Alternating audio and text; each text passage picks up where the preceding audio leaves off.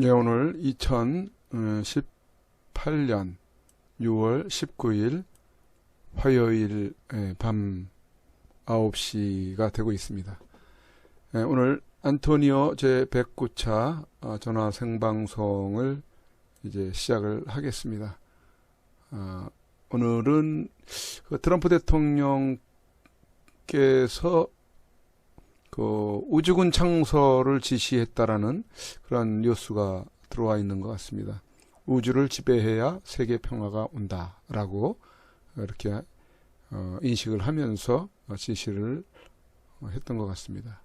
그리고 김정은은 중국을 또 부부 동반으로 지금 방중을 하고 있는데 또 무슨 계략을 꾸밀는지가 또 의심이 가는 대목인 것 같습니다. 오늘 오토 원비어 사망 1주기를 맞이했지만 북한은 여전히 사과를 하고 있지 않는 그 모습이고요.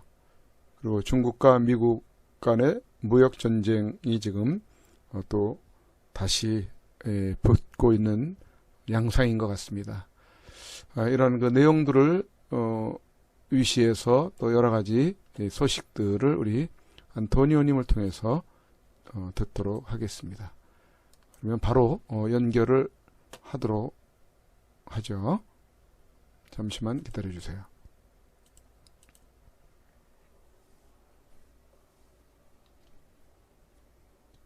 우리 시청자분들이 아직 많이는 안 들어오고 계시네요. 신호가 안 갔다든지 아마 몰라서 못 들어오고 계시는 것 같은데요. 예, 안토니오님. 예. 예, 소리가 좀 작네요. 지금 방송 시작하려고요? 예, 지금 시작. 나 그럼 나한테 왜 사인 안 줬어요? 나 준비도 안 됐는데. 그래서 제가 사인을 드렸는데 아빠 못 보신 모양이네, 그러면 잠시 후에 연결할까요? 5분만 있다가. 예, 알겠습니다. 미안해요. 예. 우리 안토니오님이 제가 저기 사인을 보냈는데 아마 임박해서 보내서 아마 채 못 보신 것 같습니다. 예. 그러면은 우리 오늘 그 오토 원비어의 그 사망 1주기를 맞이해서 뭐 언론에서는 뭐 언급도 뭐 안 했으리라 생각을 하고, 그리고 대신에 우리 우파 국민들 또 단체에서 오늘 그 잠수교에서 오늘 행사를 했습니다. 2시에 여러 애국자님들이 모여서 오늘 행사를 했는데요. 또 오토 원비어가 사망했던 그 시간에 맞춰서 3시 25분에 운명을 했다고 그러는 것 같아요. 시간에 맞춰서 국화 꽃송이를 떼어서 강물에 던지는 그런 또 퍼포먼스를 했습니다. 아마 방송을 보신 분들은 보셨겠는데 그 일부 조금 시간이 있을 때에 일부 사진들을 한번 좀 행사 사진들을 한번 소개를 해 드려 볼까요? 한번 좀 잠시 감상을 하자면 사진을 한번 보여드리죠.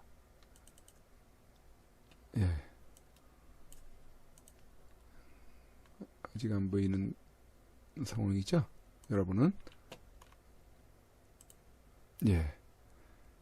지금 뭐 하얀 강물 위에 하얀 어떤 그 모습, 하얀 그 부분들은 일종의 이제 파도도 있고 한데 그 흰 국화 꽃송이들이 지금 떠내려가고 있는 그런 그 장면들이 지금 보이고 있죠. 이런 국화 꽃송이를 떠내려 보내는 그런 퍼포먼스 행사를 가졌습니다. 그리고 또 일부 시간에는 행진을 또 잠시 하기도 했었습니다. 그 구간은 잠수교 끝부분까지 한번 갔다 오는 그런 그 구간의 행진이 있었거든요. 이렇게 여러분 쭉 보시죠. 아마 그 잠수교가 생긴 이래 이렇게 태극기와 성조기를 들고 이렇게 집회 또는 행진을 한 적은 아마 없지 않았겠나 그런 생각이 들었습니다. 다녀오는 그런 모습이 또 이렇게 잡혀 화면에 담았습니다. 그 뭐 국내에 많은 우리 또 우파 국민들과 단체들이 있지만은 특별히 이러한 어떤 그 추모 아마 추모 그 행사를 가진 데가 또 있을래나 모르겠습니다만 아마 뭐 없지 않지 않았겠나 이런 생각이 들었습니다. 다행히 이렇게 또 뭐 전체적인 인원은 많지 않았지만 또 여러 소규모 단체가 함께 연합을 해서 우리 또 방주혁 조각가님이 기획을 해서 여러 단체가 이렇게 합심해서 오늘 오토원비어의 일주기를 추모하는 그런 그 행사를 가진 의미 있는 시간이 되었었습니다. 이제 잠깐만요. 우리 안토니오님을 이제 곧 연결을 또 한번 해보죠.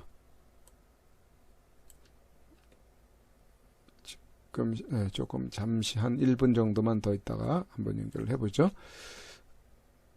오늘 뭐 경찰이 앞에 앞장서 가지고 행진을 이렇게 좀 안내를 해주는 그런 모양새가 비춰졌죠. 뭐 또 인원들도 많지 않고 그래서 그냥 단촐하게 조용히 그런 그 행사를 치르게 된 하루였습니다. 오늘 허정수 여사님께서 일찍 들어오셨네요. 그 다음에 김영자님께서 그리고 김수님께서 세 번째로 들어오셨고요. 김대한 국민님이 4위로 쳐졌습니다. 오늘은 그리고 이창우님이 5위 그리고 정루키님이 6위네요.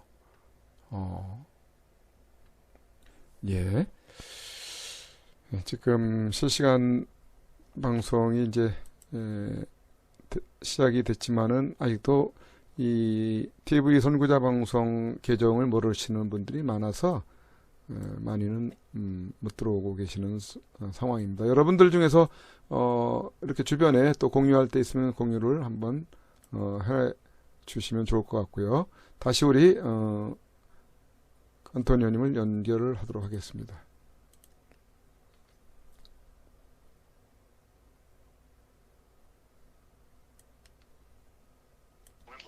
여보세요? 네네. 어떻게 준비가 됐습니까, 이제는? 하세요. 오늘 그 오토원비어 사망 일주기여서요. 오늘 그 잠수교에서 행사가 일주기 추모 행사를 가졌는데 오늘 뉴스에도 보니까 오토원비어 소식이 좀 있는 것 같으네요. 오늘도 그 미국에서 그 소식이 많네요. 오토원비어에 대한 만행을 저질러 놓고도 북한은 아무런 어떤 반응이 없는 모양이죠. 그쪽에서. 네. 맞습니다. 참 아주 극악무도한 아주 깡패 집단이고 조폭 집단입니다. 북한의 김정은이가 지금 베이징에 있습니다. 그러게 말입니다. 그럼 무슨 배짱으로 또 갔을까요? 벌써 오늘 아침 일찍 도착을 했고요. 그리고 2박 3일 예정으로 있고요. 그리고 김정은이가 그 러시아 푸틴한테 친서를 보내가지고 네. 지금보다도 아주 더 친밀하고 아주 하이 리벨이라고 그랬거든요. 굉장히 그 상위급의 그 혈맹을 강조를 했는데, 이 김정은이가 지금 그 중국 시진핑하고 가고 러시아의 푸틴한테 이렇게 한다는 거는 네. 양국을 갖다 끼고 그 비핵화를 한다고 했지만 결정적으로 이제 자기네들이 그 많은 걸 얻고 그 속임수에 이제 비례를 해서 트럼프 대통령을 속이려고 하니까 너무 그 트럼프 대통령은 그 거대한 산으로 지금 보이거든요. 네. 그래서 이제 그 시진핑하고 푸틴의 그 양손을 좀 잡고 이걸 빠져나가려고 저는 그 시진핑의 그 혼수를 들어갔다고 생각합니다. 그거 뭐 이거 추가적으로 얘기하고요. 그러면은 뭐 오늘도 내용이 많은 것 같은데요.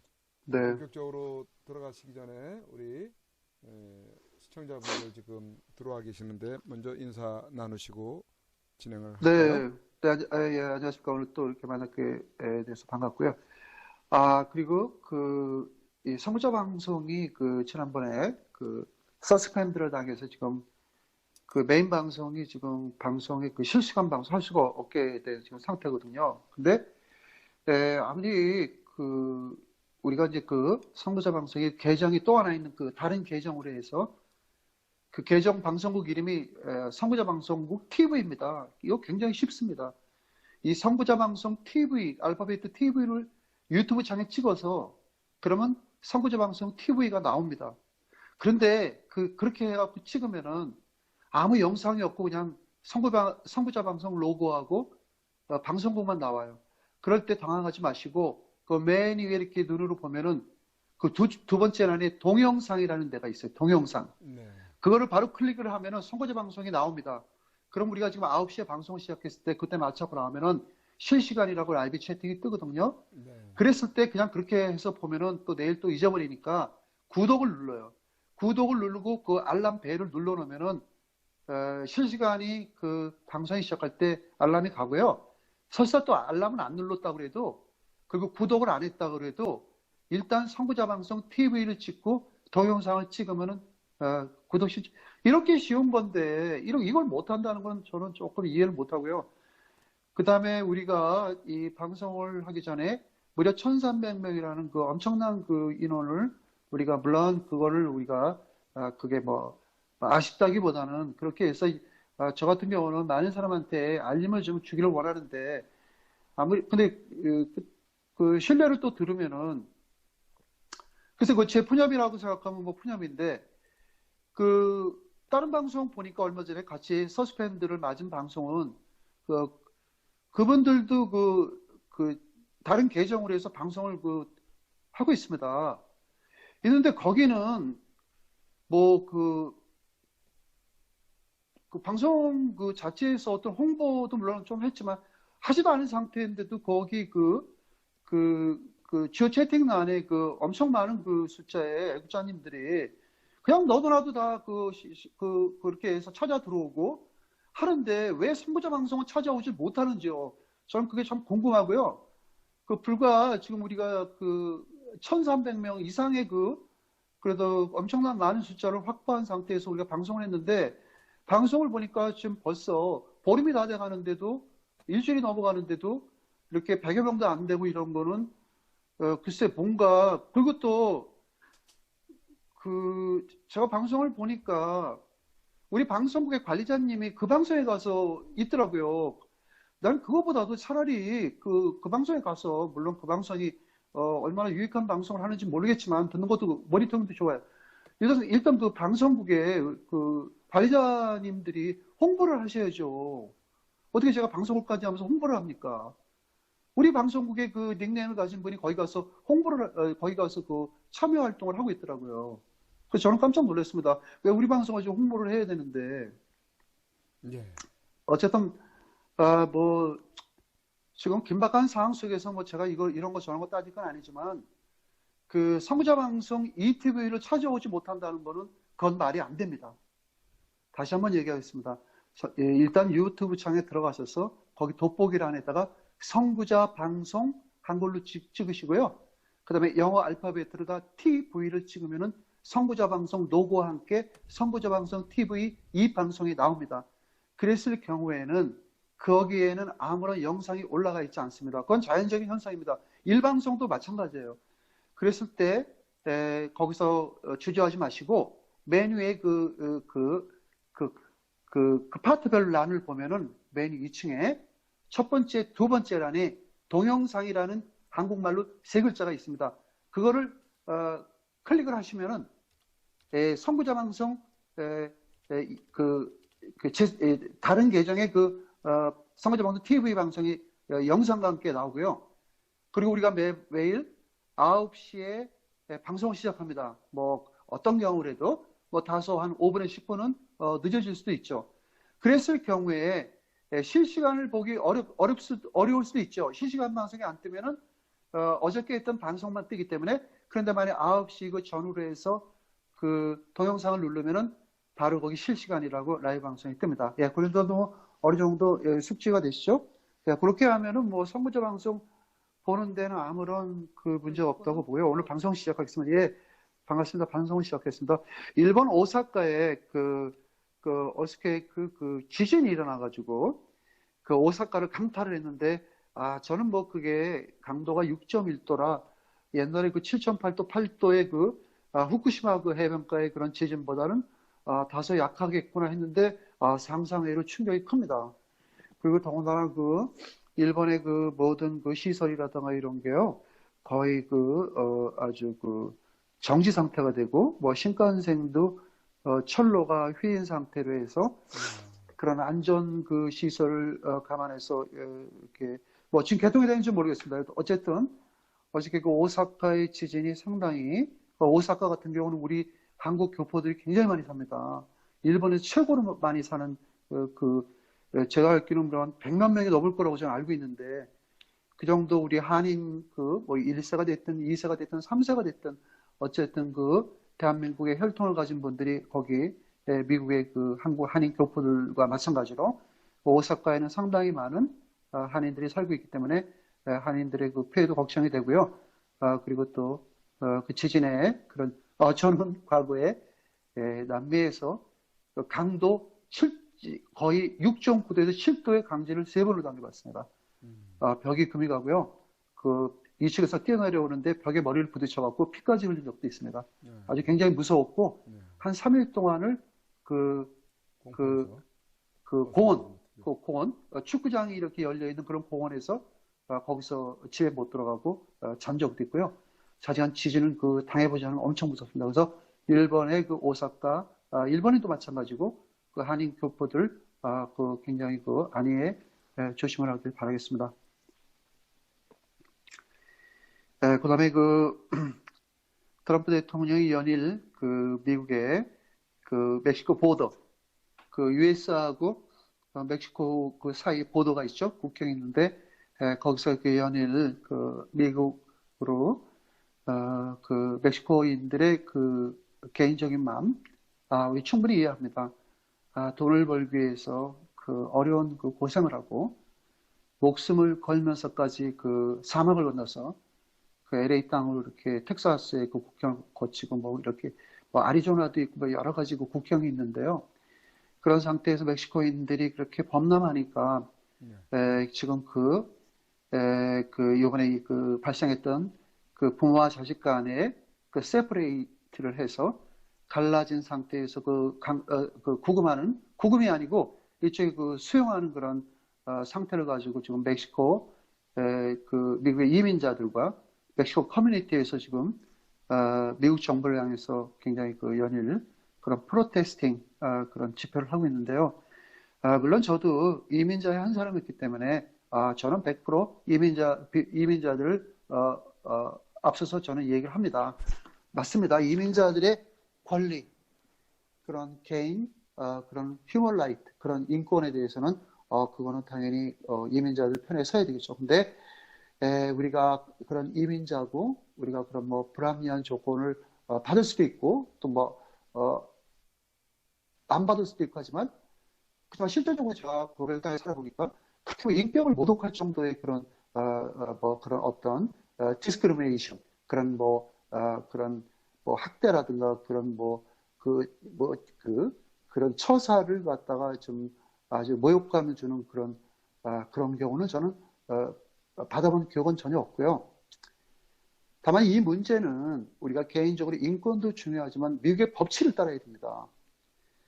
근데 참 이 법과 인권의 그 가운데 사이에 있어서 이게 참 애매모호한 상태인데, 법이라는 게 사실 그 나라 국가를 국민들과 그 어떤 치안 사회의 그 법치를 유지해야만 그 모든 국민들이 그 법에 따라서 그 도움도 받고 또 법에 따라서 그런 어떤 처우 이런 게 달라지지 않습니까? 죄를 지면 법에 의해서 모든 걸 그렇게 숙명적으로 받아들여야 되고, 그렇다고 법을 지켜야만 그 나라 국민이 되는 거죠. 법을 안 지키면 그 사회는 완전히 치안 부재 상태에서 완전히 무슨 광란의 도시가 돼버리겠죠. 광란의. 네. 그랬을 때 이제 이걸 많은 사람들이 인권 유린이다. 어떻게 그 불법으로 넘어왔다고 그래서 그런 그 부모 자식들을 그 혈육간에 그런 총을 띄워놓고 그렇게 대처하는 그 미국의 그 트럼프 대통령은 인간 이하의 아주 피눈물도 없는 그런 인격의 소유자라고 이제 이렇게 비난이 들어와요. 근데 저도 참 그 이민자 한 사람으로서 모든 이민자들이 그 당사국에 그렇게 그런 법의 그 보호 아래 달라는 가정을 저도 이루기를 누구보다도 저는 고대합니다. 하지만 지금 미국의 국경 문제는 어떤 문제가 벌어지고 있냐면은 미국의 국경 보도에는 수많은 멕시코의 범죄자들이 많이 들어오고 있습니다. 범죄자들도 물론 그렇다고 해서 멕시코 이민자들이 범죄자라는 뜻은 전혀 아니고요. 멕시코에서 그 범죄를 저지르고 미국에 들어오는 그런 갱들도 많고요. 또 실제적으로 그런 갱들이 미국에서 연계되어 있는 갱들하고 어떤 연합전선을 하기 위해서 오는 경우도 많고요. 그 다음에 그 신분이 그렇게 대체적으로 그렇게 쉽게 얘기해서 어떤 신원조회, 우리가 과거에 신원조회 같은 거 많지 않습니까? 그런 신원조회를 할 수 없는 그런 사람들이 많이 오니까 미국 정부에서는 이게 만일 그 사회적 어떤 문제가 발생할 수도 있고 또 그로 인해서 자국민들이 어떤 범죄에 희생이 될 수도 있다는 그런 걸 걱정하고요. 또 다른 한 가지는 마약입니다. 마약. 멕시코가 세계 최대 마약의 본산지입니다. 본건지. 그 티후아나 그쪽에 그 산간지방으로 올라가면은 멕시코에 반군이 있습니다. 멕시코 반군들은 악명이 높고요. 그 반군들은 사실상 테러 집단들인데 그 반군들하고 이렇게 연계된 그 마약 범죄자들이 세계 최고로 많이 분포되어 있고 옛날에 제가 그 차베스라는 일명 차보죠. 당사로 차베스라는 그 세계적인 마약 부호가 그 땅굴, 그러니까 자기 그 감방 평방 4-5m도 안 되는 그 감방에서 지하에 그 땅굴 갱도를 파가지고 무려 거의 한 15km 이상의 그 거리로 민가의 어떤 부유한 집의 그 지하, 그것도 또 돈 주고 다 산 겁니다. 그 차베스는 돈이 많으니까. 그래서 거기서 연결해가지고 땅굴로 해서 그게 마치 북한 땅굴하고 똑같다고 해요. 저는 그걸 북한 놈들이 파줬다고 생각합니다. 그 땅굴이 멕시코에 북한 대사관이 있습니다. 그래가지고 이제 거기서 그 차베스가 이제 그 탈옥을 했지 않습니까? 제일 브레이커를 했는데, 근데 이제 문제는 뭐냐면은 미국에서 이런 마약 그런 물류가 들어올 수도 있고 범죄가 유입될 수도 있고 또 범죄를 저지르고 또 뭐 이렇게 했을 때, 근데 그런 걸 떠나서 한 나라를 갖다가 그 나라의 주권이 있고 그 나라의 법이 있고 그 나라의 이민법이 있는데 그냥 마구 들어와가지고 뭐 나 여기 살고 나 저기 살고 그러면 멕시코 인구가 한두 명입니까? 인구가 엄청 많은데 그 멕시코 인구가 1년에 그렇게 범람하면서 들어오는 인구가 엄청나다는 거예요. 이거는 트럼프 대통령을 비난할 일이 아니고 멕시코 그 정부가 자국 국민들에 대해서 어떤 인권이라든가 그런 생활보장 대책을 마련하지 않는 한은 멕시코 보도에서는 이제는 더 큰 일이 벌어질 수도 있고 멕시코인들이 그 보도를 통해서 미국 땅에 왔는데 미국 정부에서 일방적으로 잡아다가 구금시켰다. 이건 인간으로서 할 수 없는 일이다. 이거는 법의 논리에 맞지 않는 거고요. 이렇게 따지면 인권은 여기에 전혀 인권 보호를 받을 수가 없는 행동이고요. 그 사람들은 미국에서 지금 가장 신경 쓰이는 게 미국 상하원 의원들이 북한법은 강하게 다루고 대한민국을 보호해도 멕시코가 이민자가 넘어오는 것은 아주 치를 떨고 있습니다. 심지어는 미국에 있는 그 멕시코라 됐든 전 세계 미국에 산적해 있는 그 비이민자들, 그 영주권이 없죠. 신분 관계가 그렇게 명확하지 않은 사람들을 구제해야 되지 않겠느냐 해서 과거에 그 조지 부시 대통령도 그 구제법을 내놨었고 드림 액티브 법안을 조지 부시 대통령이 내놨었고 결국은 공화당, 민주당 양당이 기각해버렸어요. 디스미스 해버렸고요. 그 다음에 오바마 대통령도 드림 액티브 법안을 해주려고 그렇게 노력을 하고 그렇게 상하원 의원들한테 호소를 했는데도 불구하고 법을 다 무산시켜버렸습니다. 미국의 그 상하원 의원들은 그들이 있는 한은 미국의 그 영주권을 받기라는 건 굉장히 힘들고요. 현재 그 멕시코에서 이렇게 미국으로다 이렇게 그런 사막이라든가 그런 도굴이라든가 그런 벤차에 이렇게 개조된 벤차에서 이렇게 넘어오는 그 국경을 넘어오는 비이민자들한테는 불이익을 받을 수밖에 없는 현재 미국 정부의 법입니다. 그래서 이걸 가지고 너무 잔인하다, 잔혹하다. 왜 좀 살짝 가서 몇 달, 몇 년 살고 오는데 그게 뭐 문제되냐? 그건 말이 안 되는 소리입니다. 한 국가를 침범하는 거기 때문에 그럼 우리가 대한민국에서 조선족들이라든가 중국 사람이라든가 그런 필리핀계가 무자비하게 들어왔거나 저는 한국 정부를 비난하는 게 아닙니다. 대한민국 비난하는 게 아닙니다. 제주도에서 중국의 그 중국인들이 집단 관광을 왔는데 한 명이 도망갔다고 그랬어요. 네. 한 명이 도망갔다고 그러니까 전국이 비상이 걸리고 전 경찰이 동원돼 갖고 그 사람을 15시간 만에 잡더라고요. 그럼 미국은 한 명이 도망가는 걸 잡느냐? 안 잡습니다. 하루에도 비행기를 타고 들어오고 국경을 통해서 들어오던 어떤 루트를 통해서 들어오는 그 제3 지역에 사는 그 해외 그 이주민들이 미국에 왔을 경우에 미국은 그렇게 하루에 그 공항에 그 출입국 과정에서 오늘 몇 명이 들어왔는데 90일 넘기고 이 사람들이 아직 100여 명이 안 나왔구나 했다고 해서 그 사람들한테 통보를 하고 그 집을 찾아가는 일이 없습니다. 그렇게 해서 일단 도망가 성공하면은 그 사람 미국에서 영원히 사는 거예요. 그거 절대 이민국에서 알지만 그걸 잡지도 않고 그렇게 미국은 또 그런 면에서는 굉장히 뭐라 그럴까 미국 정부에서는 그런 걸 완강하게 한국처럼 한 명이라도 그렇게 쫓아다니면서 수행을 안 하고요. 그래요. 좀 그런 면에서는 좀 굉장히 그 미국이 이민자들의 그 애환을 봐주는 그런 것도 있고요. 그리고 그렇다고 해서 뭐 미국 정부가 지금 그런 이민법을 개정해서 뭐 비이민자들을 갖다가 다구치려고 하는 그런 목적은 절대 아니라고 봅니다. 그런 건 사실 없고요. 다만 비이민자들이 미국에서 생활할 때 얼마나 불안하겠습니까? 사실 저도 그 심정 이해합니다. 그랬을 경우에 그분들이 다소 불편하고 다소 그런 경제적으로 어떤 좀 손상이 오더라도 그 범죄에 연루되는 그런데 연루되거나 그런데 관여만 안 하면 저는 미국에 사는 데는 전혀 지장이 없다고 보고요. 다만 미국 정부에서 그렇게 현재 그 미국에 거주하고 있는 그 비이민자들을 색출하는 이유는 어떤 불법적인 그런데 이렇게 연관이 됐을 때 급습을 하는 거지 그렇게 뭐 가가오 들어가면서 당신 영주권이 있어 없어 이런 거 안 물어봅니다. 아마 지금도 안 물어보고 앞으로도 그건 물어보진 않고요. 경찰들도 영주권이 없다고 해서 그런 검식 업무를 할 때 영주권 물어보는 그것도 인권 침해가 되고요.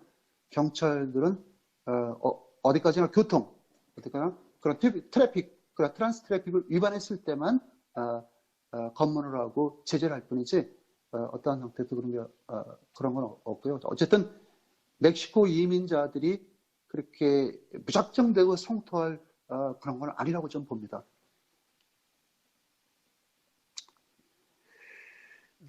그리고 그다음에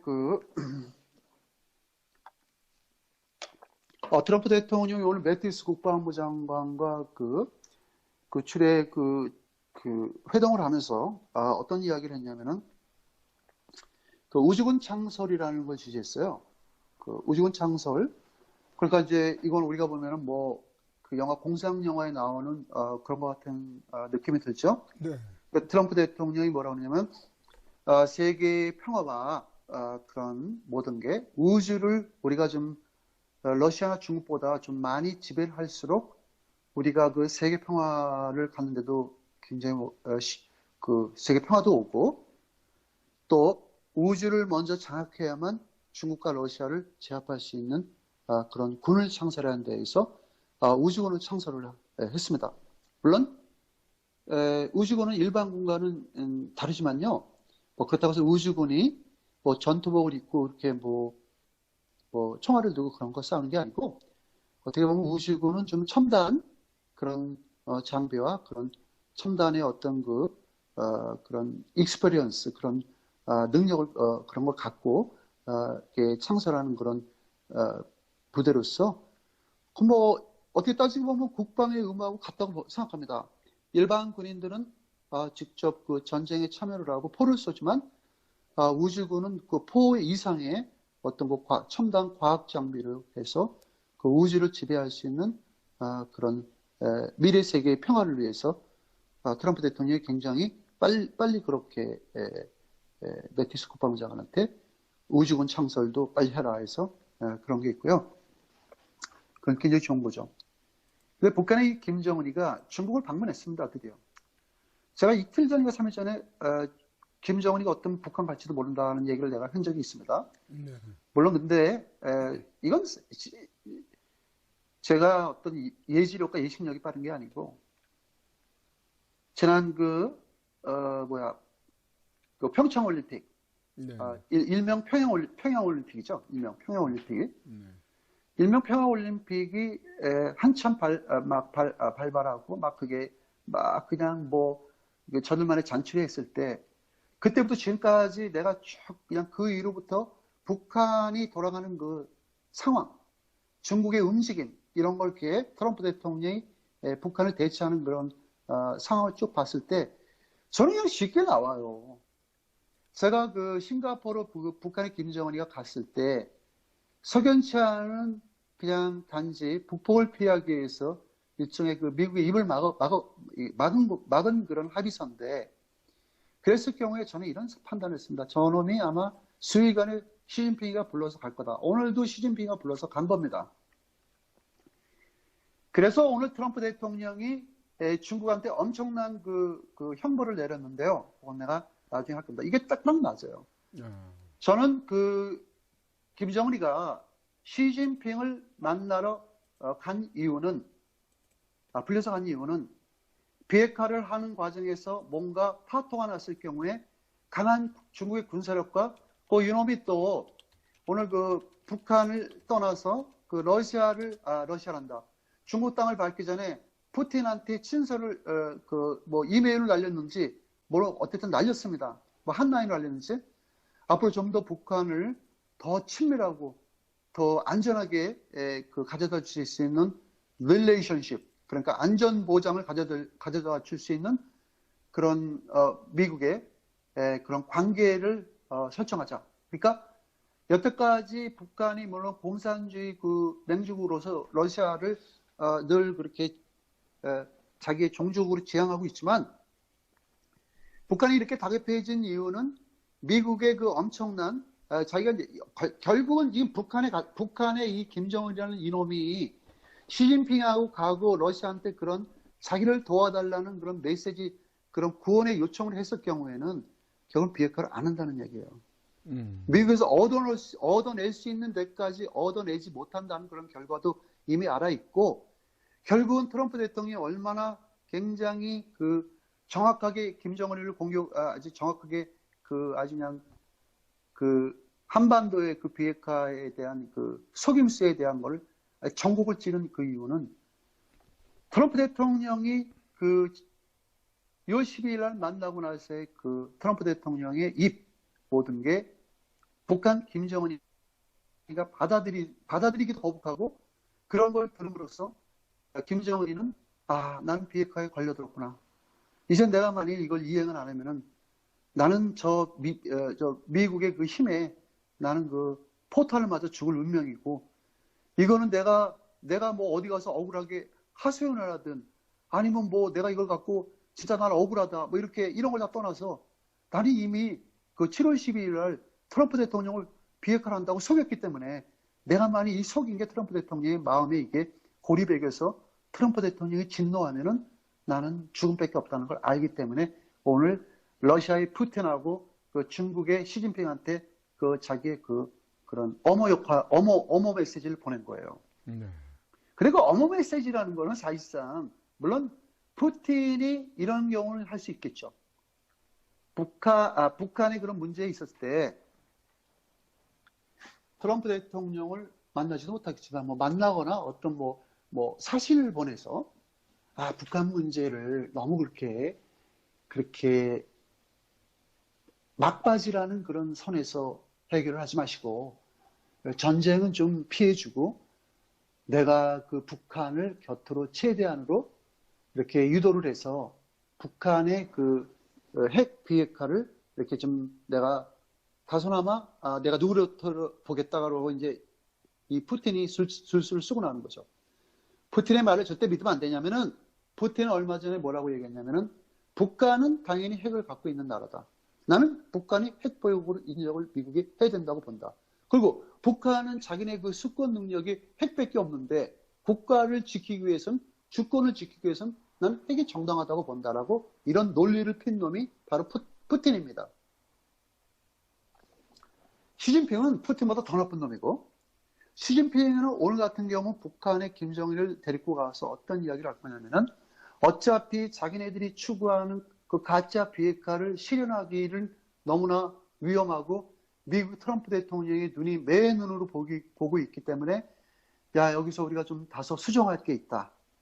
앞으로 미국에서 비핵화를 하자고 담달들 텐데 그때는 우리가 이렇게 해야만 우리가 어쨌든 최대의 목표는 앞으로 2년 이상을 끌어야 된다 이거야. 2년 이상. 그러니까 그 리미트를 타임을 둬갖고 트럼프 대통령이 임기에서 떨어지거나 임기에서 물러났을 때 그런 그 레임덕 현상과 그런 선거로 인해서 그런 공백기를 가졌을 때 그것을 우리는 틈을 타서 비핵화를 전면 우리는 아주 이 경우를 갖다가 완전히 파괴해버리자는 이 시진핑의 속셈입니다. 그리고 북한이 비핵화를 한다면 시진핑을 뭐로 만나요? 만날 이유가 없죠. 러시아에다 뭔 협정을 구해요? 비핵화를 하면 북한을 지켜줄 수 있는 나라는 미국인데 트럼프 대통령이 지켜주지 러시아가 지켜줍니까? 그래서 그 100% 거짓말이고요. 내가 예상한 대로 북한의 그 김정은이라는 놈이 드디어 그 시진핑 그 해적을 만나러 가갖고 지금 베이징에 있습니다. 베이징에 있어갖고 2박 3일 정도를 이제 한다는 지금 그 말이 있는데요. 저는 그 김정은이가 베이징에 간 이유는 비핵화를 이행 안 하기 위해서 중국의 시진핑의 힘과 푸틴의 힘을 이용해서 미국한테 강하게 대립하려고 그러는 그런 작전을 지금 구상을 하고 있고요. 그 작전을 짜서 아마 김정은이가 요번에 그 중국을 방문하고 나서 러시아 갑니다. 일주일 안으로 러시아 간다고 저는 보고 있고요. 그랬을 때 양강 구도에 저들 나름대로의 그 강국의 그런 무력, 심하면 무력 대응의 그런 상황이 왔을 때 러시아와 중국의 그런 무력 대응에 힘을 빌리려고 저는 갔고요. 근데 이렇게까지 우리가 판단과 예측할 수밖에 없는 게 북한이 그 진정한 의지의 그런 평화를 위해서 한반도의 평화를 위해서 비핵화를 한다고 한다면 굳이 시진핑의 그 훈수를 들을 필요도 없을 뿐더러 러시아에다가 친서를 보내서 우리를 좀 더 우리 안전 보장을 옛날보다 더 많이 지켜주자는 그런 메시지를 보낼 필요가 없죠. 네. 그렇죠. 이미 미국에서 안전보장 해주는데 그러게 말이야. 아유, 미국이 잡아먹나? 미국이 잡아먹지 않잖아 지금. 미국은 비핵화만 하면은 김정은을 도와주려고 그러는 거 오늘도 그런 얘기 했습니다. 폼페오가. 비핵화만 완전히 하면 북한을 도와주겠다. 어떤 방법을 취해서라도. 뭐, 그 민간, 그 차원의 투자를 엮든, 뭐, 대한민국의 국간을 털든, 일본의 국간을 털든 해서 주겠다는 얘기인데, 그래서 김정은이가 북한에 간 거는, 지금 김정은이는 중국에 갈 이유가 없어요. 아마 오늘 트럼프 대통령 아마 대놓했을 거예요. 그러게. 저놈 저거, 시진핑한테 갔지. 지금 북한이 할 수 있는 일이 일주일하고 열흘 다 돼갑니다. 그러면 북한이 뭘 해야 되냐면은 빨리 비핵화에 대한 그 어떻게 이 해체 작업을 하는 과정에서 그 플랜을 갖다 미국한테 지금 전달을 해야 돼요. 자기들이 판문점이라든가 그 워싱턴을 날아가든가 아니면은 뭐 제주도라도 와서 그 미국 실무자들하고 접촉을 해서 우리가 지난번에 그 2월 12일 날 예정된 대로 비핵화를 우리는 실행을 하겠다. 우리는 그래도 이런 역사를 다시 반복하고 싶지 않고 과거에 우리가 그 묻혀졌던 우리는 그렇게 악의 축의 국가의 그런 이미지도 탈피도 해야 되고 국제사회에 우리는 선도국가로서 우리 나가고 싶다. 우리 또 경제적으로 부흥도 하고 싶다. 그래서 나는 너네들하고 꼭 비핵화를 할 거니까 우리가 이 플랜을 갖고 왔다고 이걸 보여줘야 되는 게 이게 정석인데 그렇죠. 이놈이 아가리 딱딱 쳐놓고 열흘 동안 아무 얘기 안 하고 오늘 중국을 날아갔습니다. 이거 어떻게 생각해요? 아유, 정말. 내가 트럼프 대통령이라도 그냥 대노할 옆에 있으면 일이죠. 그냥 막 총으로 쏴주고 싶은 그런 심정이죠. 아유, 트럼프 대통령은 이제 이렇게 생각할 것 같아요. 백악관에서. 내가 추론하는 겁니다. 네. 내가 역시 그 아버지의 피는 다르구나. 내가 뭐 그래도 젊은 놈이라 내 싱가포르에서 물론 비핵화를 안 한다는 아주 그 거짓 술수는 알고 있었지만 그래도 나는 젊은이기 때문에 그래 나이 들어서 그렇게 머리가 여우처럼 그렇게 아직까지는 퇴색하지는 않았기 때문에 그런 젊은 그런 브레인에서 뭔가 그 혁신적인 그 비핵화하는 데 있어서 내가 그래도 믿어볼 만한 놈이다 했을 때 역시 저놈은 저렇구나 했을 때 트럼프 대통령 그리고 이렇게 되면요 을지 그 가디언 훈련 있잖아요 그거 네, 우리가 지금 하는 거 네. 저는 이렇게 생각합니다. 아마 앞으로 그 시진핑하고 그 북한 김정은하고 어떤 문제가 생겼을 경우에 그거 이 얘기를 먼저 해야 되겠어요. 폼페오가 내일이나 모레 평양 들어갑니다. 폼페오가 오늘 얘기를 했습니다. 평양 들어가는데 근데 이 평양도 폼페오가 어떠면 이거 스탑할 가능성도 많아요. 왜냐하면은 시진핑하고 북한 김정은이하고 어떤 그런 저들 간의 그런 꼼수가 어떤 게 이제 어느 정도 나올 거라고요. 왜 비핵화를 하는데 시진핑을 왜 만나야 되는데 한반도의 비핵화가 시진핑이 하는 거 아니잖아요. 그렇죠. 트럼프 대통령은 그거 기분 나쁘죠. 그럼요. 저놈은 나를 믿고 비핵화를 해야 되는데 시진핑한테 가서 모든 거 다 일러 바치는 거야. 시진핑이가 아버지야? 그러면 우리가 여기서 하는 가지 새로운 또 사실이 뭐냐면 북한 땅이 결국 중국 땅이에요. 저는 그렇게 보고 싶습니다. 중국은 지금 북한의 김정은을 갖다가 아들이나 무슨 일종의 신복 내지는 그런 강제당한 국가의 그런 대우를 해주고 있는 거예요. 그게 쉽게 얘기하면은 북한이 사실상 중국의 땅이 돼버린 것 같은 그런 느낌. 아니 북한 김정은이도 막 손을 주물르고 내 말 들어 이래라 저래라 하는데 북한 땅 그까지 평방 400km도 안 되는 땅 면적 그거 뭐 먹는 거 그렇게 어렵겠어요?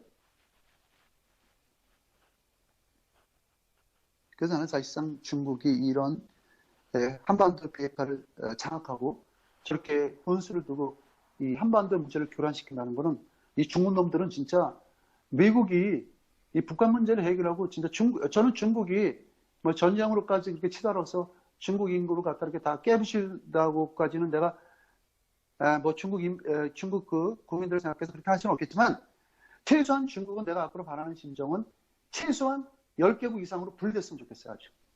러시아처럼. 그 다음에 트럼프 대통령이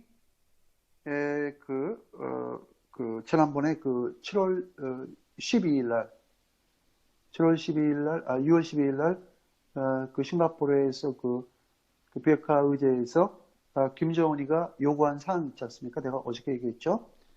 주한미군 훈련을 하면은 나는 비핵화하는데 솔직히 내가 자극이 되고 좀 공포 분위기 같다. 그런 군사훈련을 내가 비핵화하는 동안 자제해 줬으면 어떻겠냐 했을 때 어저께 트럼프 대통령이 그런 얘기를 했죠. 그 북한에 김정은이 요구했었다. 네. 김정은이 요구했었기 때문에 내가 들어줬다 했을 때 그 얘기 있었죠. 오늘 미 국방부에서 공식적으로 발표를 했습니다. 한미 군사훈련, 을지가디언 훈련은 일종의 유보했습니다. 유보. 중지가 아니고 여러분들 이거 우리가 잘 알아야 돼요. 다른 유튜브 방송들은 중지했다고 그러고 이제 안 한다고 이렇게 했는데 유보입니다. 유보. 유보를 했고요. 미국이 뭐라고 얘기했냐면은 미국은 약속을 지켰다. 국방부에서 북한이 이 핵무기를 제거하려 할 때 한미 군사훈련이 부당해서 북한들이 그런 주한미군에 대한 그런 한미 방위 수호 조약에 입각한 그런 훈련까지도 부당하다 해서 우린 거기에 따라서 북한의 말을 들어주고 우린 약속을 지켰다고 이야기를 했습니다. 무서운 이야기죠. 약속을 지켰으니까. 세상에 어느 나라하고 미국한테 정면 도전해갖고 까불다가 안 죽은 나라가 없어요. 또 여러분들이 생각할 때, 북한, 김정은이, 과거 미국은 여태까지 북한 무서워하고, 북한냥 김일성한테 질질 끌려다니고, 그 다음에 김정일이가 뭐라면 꼼짝 못하고, 핵이 있기 때문에, 북한 핵이 있어갖고 미국이 쟤들이 북한 절대 못 때려. 이런 얘기 수없이 저도 들었고, 그런 얘기를 해요. 북한 내가 한번 얘기하지만, 지금 현재 미국의 내각이라는 거는 굉장히 강경파 내각입니다. 공화당. 매파에서도 가장 강경파인데, 더구나 미국을 상대로 조롱을 하거나 미국을 상대로 다 워게임을 한 나라가 안 죽은 나라가 없어요. 사담 후세인 죽었죠. 파나마도 그랬죠. 그 다음에 베네수엘도 할 거 없이 다 수많은 나라들. 그 다음에 카다피 중동에. 그 다음에 이로 말할 수 없는 세계 포갑 정권 독재자들이 미국하고 대항하다가 다 죽었어요. 괴멸시켜버립니다. 지금 미국하고 대항하는 세계 철권 통치자들이 제가 나열을 해볼게요.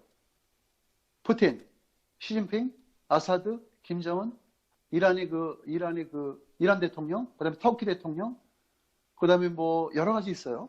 예멘도 지금 전쟁하고 있는데, 그랬을 경우에 저는 앞으로 이 제3세계가 어떻게 평정이 되냐면은, 이란하고 김정은하고 아사드가 제일 먼저 죽을 것 같아요. 저는 그렇게 해서 예측을 합니다. 당연히 죽여야 됩니다. 왜냐하면은, 아사드 정권은 자기 아들이 또 있습니다. 아들이 지금 해외 유학도 다니고, 아들이 제가 알기로는 나이가 지금 20대에서 30대 넘는 걸로 알고 있는데, 아사드가 죽으면은 병이 들고 그러면 아들이 또 3세 아사드가 또 맞게 되고, 이란 같은 경우도 그런 아주 반미 세력의 이란을 장악하고 있는 테러 집단의 정치인들이 계속 이란을 장악하고 통치를 했을 경우에는 중동 사태가 불안해지고 유가가 오르고, 그러다 보면 미국은 또 중동전에 휘말리고 했을 때 내 생각은 앞으로 죽을 수 있는 인간들은 아사드, 김정은, 그 다음에 이란 대통령이 가장 먼저 전 죽을 거라고 예측을 합니다. 그 다음에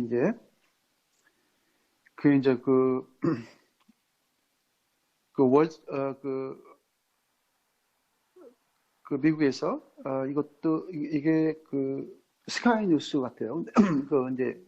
미국 기고와들이 트럼프 대통령의 북한이 그런 김정은의 비핵화의 노력에도 불구하고, 그러니까 트럼프 대통령이 그런 김정은을 갖다 그렇게 싱가포르에 이끌어내서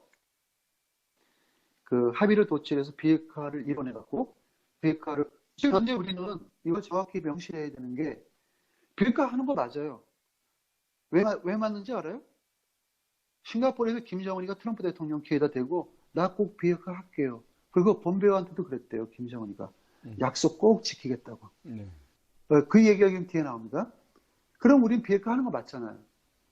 그럼에도 불구하고 많은 비평가들이 트럼프 대통령을 비난하고 있다. 비난의 목적은 북한 김정은한테 질질 끌려다녔고 북한하고 같이 춤을 췄고 북한 김정은이를 우대를 했고 북한 김정은이보다 어떻게 볼 땐 김정은이가 더 우위에 있는 것처럼 보였고 뭔가 트럼프 대통령이 가볍고 그렇게 그 북한의 비핵화를 그렇게 예상보다는 그렇게 큰 난제의 여태까지 수십 년 동안의 그런 난제에 처한 그런 풀지 못하는 그런 아주 큰 난제임에도 불구하고 그게 쉽게 비핵화를 한다고 김정은을 동조하면서 있겠다는 모든 비판이 다 이런 거예요. 그러니까 이런 비판을 하는 인간들은 내가 볼 때는 상당히 그러니까 이쪽에 뭐 좌파 성향이라든가 뭐 그렇겠죠. 아무래도 좀 뭔가 사상이 다르기 때문에 현실적인 그런 감각을 갖지 못하고 다르게 보는 거죠. 그렇기 때문에 사회주의가 생기고 공산주의가 생기는 거겠죠. 그래서 이제 미국의 많은 비평가들이 트럼프 대통령의 비난할 필요가 없는 게 아직 북한이 비핵화를 한다고 이제 시작도 안 했고 결과가 어떻게 된다는 게 이미 슬슬 어느 정도 카트라인에 들어와 있는데 그런 걸 예측도 못하고 이렇게 그런 한 단면만 보고 그렇게 그냥 비평하고 그거 많죠. 대한민국에도 많죠. 예. 엄청 많죠. 대한민국에도. 많아요. 우리 자유당만 봐도 그런 사람들 많잖아요. 저 보수의 길로 가야 되는데 이중대 역할만 저렇게 하고 있고. 이제 오늘 자유당이 개망신다는 얘기를 내가 좀 이따 하겠습니다. 그래 이제 미 하원 군사 위원회에서 네. 이제 그런 얘기를 했습니다. 제가 이렇게 강하다 크크하는 거는 여러분들이 아무리 역겨워도 이해를 하셔야 됩니다. 정상적이 돼 있지 않을 때 내가 정상적인 컨디션을 가졌다 하더라도 이렇게 쉴 새 없이 이 이야기가 막 터져 나오고 이렇게 하다 보면요. 목이 갈라지고요. 이렇게 글쎄 내가 엄살을 부리는 게 아니고 한번 해보십시오. 이렇게 되니까 내가 중간에 크크하는 거 최대한으로 저도 아주 이를 악물고 자제를 하고 있습니다. 그렇지만 나오는 거 어쩔 수 없어요. 그렇기 때문에 그걸 좀 이해해 주시고요. 위원회에서 북한 김정은을 비핵화를 전제로 회담장까지 이끌어낸 우리 트럼프 대통령의 노고를 진짜 취하한다. 물론 비핵화의 결과는 어떻게 될지 그건 두고 봐야 하지만 현재까지 상황으로 봤을 때 트럼프 대통령은 잘못한 게 하나도 없고 진정한 비핵화를 전제로 회담장까지 이끌어낸 그의 훌륭한 노고에 취한다고 이렇게 얘기를 했습니다.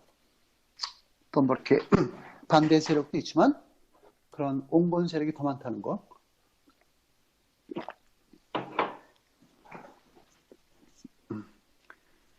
마이크 폼페이오 미 국무부 장관이죠. 그분이 오늘 머지않아 북한을 간다. 북한을 간답니다. 이제 북한에 이제 왜 가냐면 북한의 비핵화를 김정은이가 지난번에 그랬대요. 마이크 폼페이오 장관이 오늘 무슨 얘기를 실토를 했냐면요. 북한에 왜 가냐니까 북한은 비핵화하러 간다. 그래, 그럼 확실한 비핵화가 되겠냐 이렇게 기자들이 물어보니까 뭐라고 얘기했냐면은 2월 20일 날 김정은이가 나한테도 확실한 비핵화를 하겠다고 악수를 하면서 얘기를 했대요. 걱정하지 말라고. 나는 김정은의 말을 믿고 싶다. 믿어야 된다. 그래서 북한의 세 번째 방문인데 놀러 가는 게 아니고 또 북한 어떤 고위 인사를 지난 그런 합의 도출에 있어 그거 기념해서 그렇게 가는 게 아니고 그냥 실무 차원에 무조건 내고 비핵화의 그 옵션을 갖고 그들한테 보여주러 간다는 거예요. 그러니까 앞으로 비핵화를 오늘부터 어떻게 해야 된다는가를 구체적으로 설명을 하고 그게 실제적으로 북한이 거기에 응했을 때 비핵화를 어떤 단계에서부터 시작하느냐, 폐기 그런 여러 가지 북한의 관련된 모든 핵 관련 그런 시설 내지는 그런 물질 아주 수많은 방대한 여러 가지의 북한의 비핵화라는 과정을 갖다가 같이 빠른 시간 내에 그런 논의를 하기 위해서 북한을 들어간다고 오늘 공식적으로 본배우 장관이 북한 간다고 이야기를 했습니다. 그 다음에는요, 북한 소식 노이터에서 얘기한 건데, 우리 한국에 죄송해요. 제가 계속 그 탈북자분들 이야기를 하는 건 제가 뭐 일부러 하는 거 아닙니다.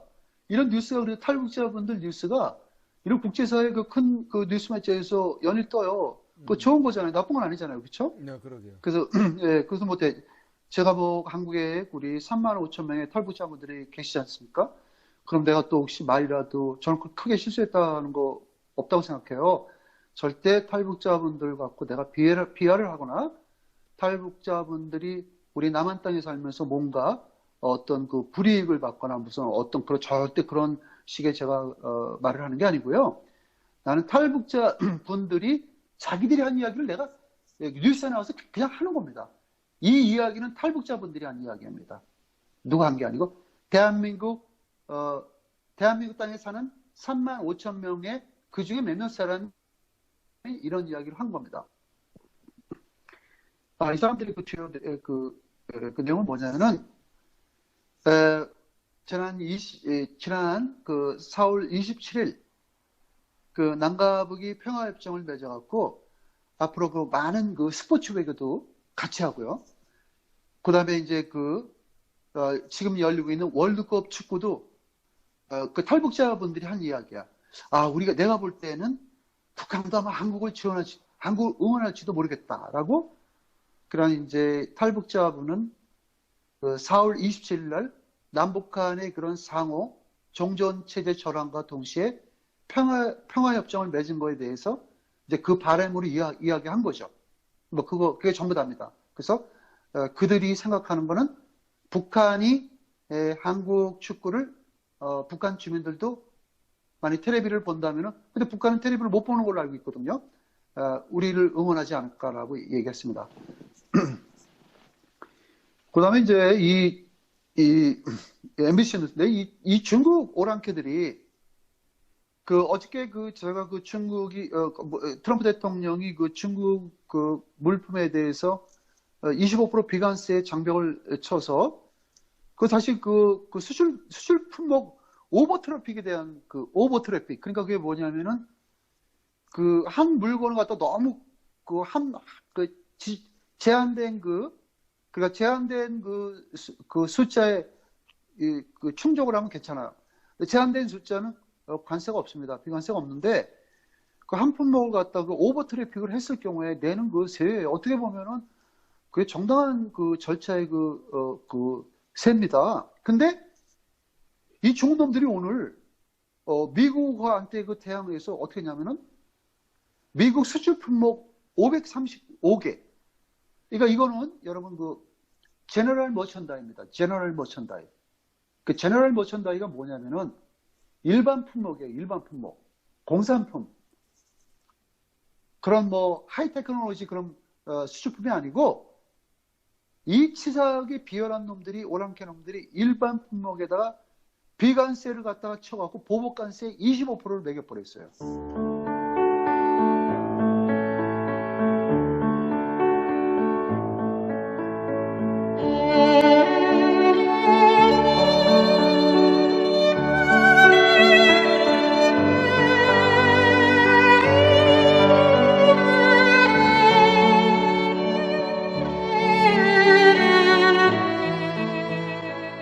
(2018년 5월 31일) 손상대 애국집회 사회자께서 출소하시던 날, 아직도 여전히 저 담장에 갇혀 영어의 몸으로 계시는 박근혜 대통령님이 계시는 아주 가까운 지근 거리에까지 가보았습니다.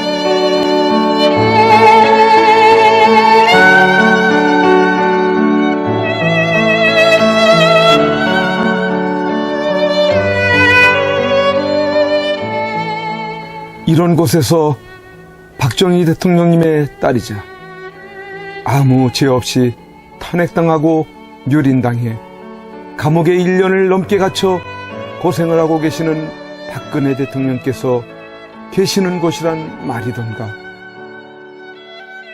아, 이게 뭐란 말인가? 이런 게 있을 수 있는 일이란 말인가? 그러나 엄연히 지금 현재 대한민국 땅에서 자행되고 있다는 사실에 몸서리 쳐져야 하지 않는가? 그런데 세상은, 언론은, 지식인들은, 정치인들은, 국민들은 왜 이렇게도 쥐 죽은 듯이 조용한 것인가? 내가 아닌 남이 당하는 일이기 때문인 것인가? 아, 대통령께서는 저곳에서 1년이 넘는 긴 시간 동안 과연 무엇을 생각하고 계셨을까? 지난날 청와대에 계실 때 함께 곁에서 있었던 배신자들이 누구인지를 아시고 분을 사귀지 못하고 계실까? 아니면 자신으로 인해 대한민국이 너무 무너져가고 있는 것을 염려하고 계실까? 우리 국민들은 바란다. 부디 대통령님께서 강한 정신력으로 버티시고 건강을 유지하셔서 반드시 복귀하시고 형편없이 무너지고 부패하고 비리 공화국이 되어버리고 빨갱이들로 점령되어버린 이 땅을 기경하여 다시 씨를 뿌리고 옥토로 만들어 다음 통일한국을 일구어갈 나라로 만들어 주기를. 왜냐하면 박근혜 대통령님만큼 깨끗하여 믿을 만한 사람이 없기에.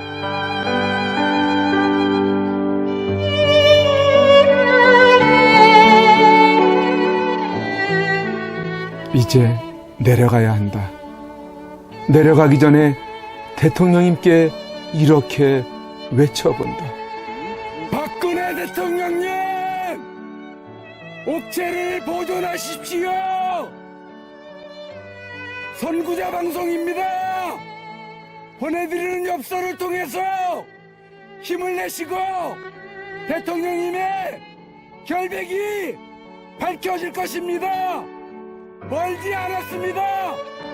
더 꿋꿋이 버텨주시고 많은 국민들을 통해서 많은 엽서를, 더 많은 편지를 보내드리도록 그렇게 힘쓰겠습니다. 건강을 지켜주세요. 안녕히 계세요.